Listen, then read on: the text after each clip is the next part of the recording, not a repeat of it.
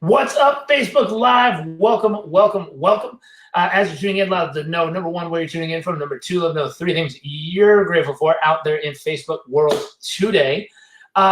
This is going to be a short and sweet one for two reasons. One, we're talking about a topic that's really important, how to connect with other people and doing it in a powerful, meaningful, and useful way.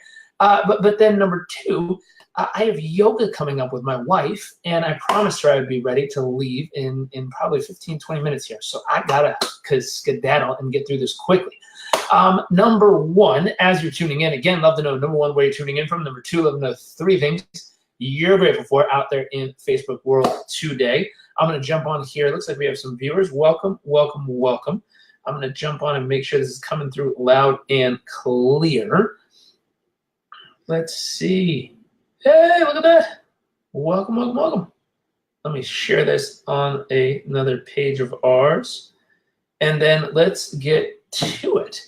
Again, just one more time as you're tuning in, love to know, number one, where you're tuning in from. Number two, love to know three things you're grateful for. Today, I was doing an interview that went very well. What's up, Oscar? What's up? Welcome, welcome. Diego, what up, buddy? Let's see, Jairek, man, love your stuff. I got empowered to start my own business because of how I got traded from your content. Oh, that's awesome. Congratulations. Hopefully it's an amazing business and you are fired up about it. Let's see, Melissa from Asheville. Hey, my mom's in Asheville. I hope it's beautiful there today. Jonathan from Chicago, grateful to be back in the U.S. after 5 weeks abroad. Welcome home, fella. Good to see you. Diego turning in from Boulder, Colorado. Very cool. What kind of business do you have in Boulder? We love it in Boulder. Again, as you're tuning in, again, love to know, number one, where you're tuning in from. Number two, love to know three things you're grateful for. Today's topic is networking with other people. Now, I don't know about you, but if you've ever gone to a networking event, a place where, honestly, you're there to network, you're there to meet people. Inevitably, there's these amazing introductions where right in the beginning, they have people stand up and say, hey, let me give you a few tips on how best to interact with each other. Now, one of the tips they tell you is always ask, what can I offer of value to you, instead of, here's what I want you to buy from me or get from me. And I agree with that. It's a beautiful concept. It's a way to show up from a place of service and wanting to give to others instead of just trying to take from others. And I was doing a podcast earlier today, an interview, that we were talking about this concept, and it's really important. Now, real quick, in the comment section, how many appreciate when you meet someone new if they come of service, meaning when you meet them, you very much appreciate in your heart and soul, you appreciate the fact that they're willing to be of service when they meet you, meaning they ask, what can I do for you? And then they deliver, like they can really show up. And if they can't, they tell you someone else you can get it, but you appreciate that at least they attempt to share it with you. Let's see. Grateful for my two new granddaughters. Beautiful weather today at this moment. That's beautiful. Hey, Alex, nice to see you. Sonia, how you doing? Chelsea, what's up? Welcome. Let's see. Lorelei from Newport Beach, care for my kids, Kyle and Sage, my beautiful friends and mentor. Is it Mariam? I think it is. Says, I do. I appreciate. Jonathan says, I certainly do. When people show up of value. Gary, nice to see you, sir. Welcome, welcome, welcome. So I certainly appreciate in a network, I got a hair that's doing something funky up here in the camera. But in that networking situation, I'm just going to leave it. In that networking situation, Glenn says, big time bonus points when someone shows up to be of service. Stuart says, integrity and honesty are always welcomed. Absolutely. So if someone says, how can I be of service? And they genuinely show up. And in that capacity, you might say, hey, I really need help with this. And they go, no problem, let me help. And they genuinely help. That is beautiful. Now, let me tell you where this one action is wildly ineffective. And if anything, it's borderline not very nice to do. If I have never met you and I randomly jump online and I send you an email and I'm like, hey, huge fan of what you do. Love your work. Oh, wrong side. Love your work. Read your book. Thought it's awesome. And I just wanted to reach out and say, how can I be of service? That's the whole email. So let me try it one more time just so you see it. Hi, Jairek, or hi, Nuno, Stuart, Glenn, Gary, Jonathan, Lorelei, Marion. Any of these, like, hi, I've read your work. I love your stuff. How can I be of service? Well, if you received that email, what would you say? Throw it in here. I'd love to see in the comment section if you received that short little email. Hi, your name. Love your stuff. How can I be of service? What would you write back? Let's see.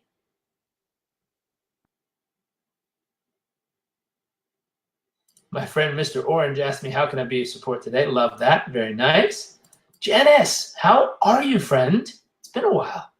Hopefully you're doing very well. Hello from Ireland. Welcome. So this is a big question. Someone writes you an email that says, hello, your name. Glenn says, I never reply to those. Why? Just someone trying to be of service. Now, I agree with you. I don't either. But you know, part of why I'm making this video today is I'm going to send it to people when they write me those emails. Please send this to them as well. I'll do a mini version after this just so people can get it. They need to be more specific. Absolutely. Nashville, that's fun. Beautiful place. What are you doing there? So when someone writes an email that says, hi, your name, how can I be of service? That's all. Or hi, your name, I love your stuff, how can I be of service? Now, this is the one place where that comment goes radically wrong, and it's actually wildly ineffective. Chelsea says, I wouldn't answer that either. I wouldn't either. So here's why it's ineffective. You know, Sonia might say, hi, what services have you got? So interesting, but this is where it's ineffective. So, just a pointer here, a little bit of insight, and I'll tell you how a friend of mine turned this concept into a $10 million ROI for him through this concept of reaching out. Glenn says, smells like a vacuum cleaner salesman wearing a Girl Scout uniform. Exactly.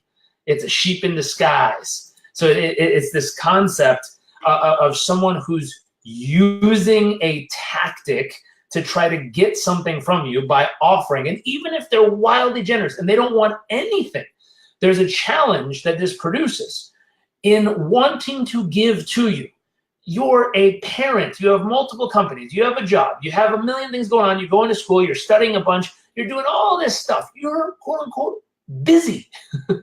Now, in your busy world, what this email is requesting for you to do is to stop what you're doing. To look at it and say, okay, who is this person? And you might know them. And even if you know them, you got to say, okay, what are they good at? So you got to go on their LinkedIn. You got to scroll through, see what they're certified in, see what they've done, see what they're good at, and be like, this is really interesting. Based on everything they've done, based on who they are, what they're good at, where they've been, the people they might know. Oh, I think they might be okay to help me in these 5 things. So let me write those 5 things down. But no, I really don't want anyone doing that in my business. So I'll cross these 3 off. So there's 2 things they might be able to help me with. But then again, I don't really know them and I don't trust them. And they got to you know what? Shit, I don't even know what to write back. Now, I don't know if any of you have ever tried this. My huge heart magnifies these people and connects with them and goes, oh, sure, we could use some help. What are you good at? And then they go, well, what do you need? And then we spend time going back and forth, and Chelsea just nailed it. Sometimes it's more work than what it's worth. Now, I'm not negating the fact that some of these people genuinely wanted to help. And the challenge is, this is a key. A lot of times they're creating more work than they're providing in that moment, even though it's a very kind question. Now, let me give you a remix of this. A good friend of mine, James Altucher, showed me how he used this concept to actually connect with someone. So instead of asking, how can I be of service? He said, do your flipping homework. What does that mean? He went online. He wanted to connect with a guy named Jim Cramer, the guy on TV that goes ding, ding, ding, ding, ding, talking about stocks. So he wanted to connect with that person. There you go, Stuart. He wanted to connect with them. And so he did the research up front. He figured out what Jim might need that would be actually useful in Jim's world. In this case, he read the entire blog of Jim Cramer. He looked for everything they wrote about and talked about. And he said, what's 10 things I wish they would write about, because me as a consumer of theirs would love to learn this from them. And he wrote all 10 down. And then he said, but if I just send them, here's 10 things I wish you talked about, that's not quite useful. Let me do a little more homework. So if these are the topics, what are the 10 keyword-friendly specific titles of the blog that we could use? Oh, let me do some research, figure out the keywords and figure out how to title these things. And then, bam, he figured it out. And then he said, okay, now let me figure out not only the keywords, but let me figure out, what key topics, what key points would it make if this was the title of the article? What would I want to cover? So he came up with some bullet points. And he said, well, let me find the research on those things. So then he pulled the research out and he put the research in here. And here's the links to the articles of what backs it up. And he goes, yeah, that's good. So 10 blogs that he wishes they would write so he could read theirs. Keyword-friendly titles that would get picked up with, really SEO-friendly for their blog. Not only that, the key points he would make in the article and the research that backs up the points. He sent it over 10 minutes later. Jim Cramer wrote him an email back and said, wow, this is great.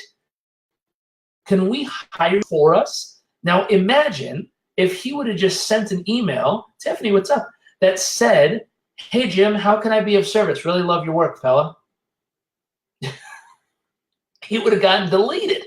Instead, he went back to what Mr. Stewart says, which he did the research up front, and he offered a very specific source of value to Jim and his show.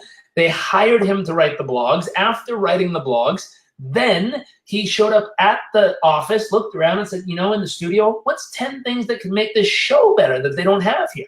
So he looked around, made a list every day of 10 things he thinks that would improve the show, help him reach more people, help him make more money, all this stuff. And one day he came across one and said, oh my gosh, this is good. It was an app, a software they were missing. He said, okay, I'm going to do this. So he sat down, he came up with how it would do. He designed it. He hired someone to create it. He then took it. He showed up with a prototype that worked and said, hey, Jim, I thought this would be useful to you guys here, kind of like those blogs. I don't know, what do you think? And he showed it to him. He goes, wow, that's amazing. Jim Cramer's show bought this app from James for $10 million. $10 million. Now imagine if he would have just sent an email and said, hey, Jim, how can I be of service? Love your work, man. Nothing. Instead, it turned into a $10 million opportunity because, number one, if you want to write this down, he did his flipping homework.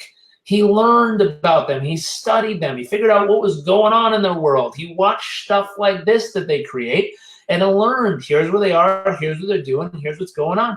Jane, nice to see you. Welcome. And from there, he then found a specific gap. He found something that would actually fulfill a need or a want or a desire. He found a gap that existed, and then he found a way to fill it and did the work. And then he just offered it to them of service. Hey, I don't know if this is of service, but here you go. Hopefully it helps. And all of a sudden, bam, turned into an opportunity. He capitalized on the opportunity. And from there, he sat back and went, how else can I add even more value? So he looked around, added more value and said, hey, I could create this service. Now, he didn't say, yeah, you guys could use some software that fill that gap, huh? No, he said, listen, I see the gap. I'm going to go fill it. So he took his own money, his own time, his own resources. He filled the gap. He created the prototype. He brought it to them and said, hey, what do you think of this? I think it fills that gap over there, huh? And they go, wow, it's amazing. How much? And he goes, I don't know. What's fair? And they came up, $10 million. Bam, that's a hell of a deal.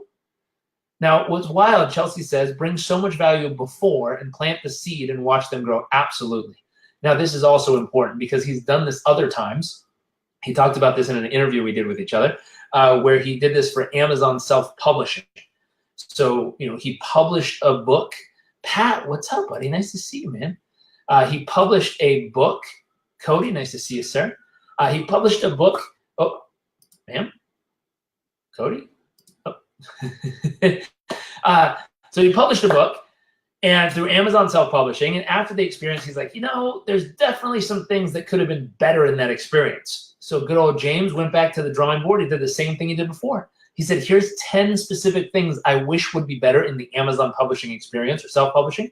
Here's exactly how I would do them. Here's exactly the steps I'd take. Here's exactly the software I would use to make this better. Here's exactly how I'd go about it. Send it to him. He did not get back for 6 months. The head of Amazon publishing, the whole thing, emailed him and said, hey, this was anything else might be we could improve upon. And he says, as a matter of fact, can you fly up to our headquarters and look around and see if there's anything here you might be able to improve on? He said, sure. He flew out, he looked around, he found 10 things and made, 10 things that would help this and 10 things that would help that, found a bunch of 10 things, little lists, gave it all to him. And he said, nothing ever came from it from that point forward. He said, except I've got the head of Amazon Publishing's number in my Rolodex from that. People have Rolodexes still, whatever, in his phone book, in his phone. I don't even think people have phone books anymore. But in his cell phone, he now has the head of Amazon Publishing, and he can text him or tweet him or call him anytime he wants. And it's like, wow, that's a pretty powerful contact to have if you're in the self-publishing book like James, or self-publishing business like James is for some of his books there. And so that concept of it can help him build a genuine relationship by adding real value. And so for anyone who's watching this, please, if you want to connect with someone, here's my challenge. Pick one person you would love to connect with, you've dreamed of connecting with, and use this approach. Research them. Do your homework. Get to know who they are, what they're about, what they're up to, what's going on in their world. Figure out how to add 10 really, genuinely, truly valuable additions to whatever they're doing. Do the work, like put it together. If it's those blogs, like put together the blogs, do the research, do the keyword search, do the SEO stuff, figure it out, and then present it to them. Now, it's no promise that it's going to work out, but it's a heck of a lot more effective than sending them an email that says, hey, I love your stuff. How can I be of service? And for all for the few of you who sent me that, and I've had a few, I got one this morning. It's what, sparked this idea for a talk today for this. But for those of you who send those messages, I love the intent. I love the heart. Please do the work so you can actually get the ROI you're looking for. Okay, it is yoga time, and I promised my wife I'll be ready, so I'm going to leave now. If this is useful and you think people need to hear it, please feel free to share it with them. I'll see if I can jump on tonight and do a miniature version that we can just share with people directly that tells them how to update their approach in the future. But thank you. Again, if you think it's useful, please hit the share button, tell people to come and check this out, and I'll see y'all tomorrow. I'm going to do every week. My goal is to do a 3 p.m. Pacific Standard Time Facebook Live for all 5 days this week. So if this is useful, I'll see you tomorrow. If you found it useful, please hit the share button, and I'll see y'all later. Bye.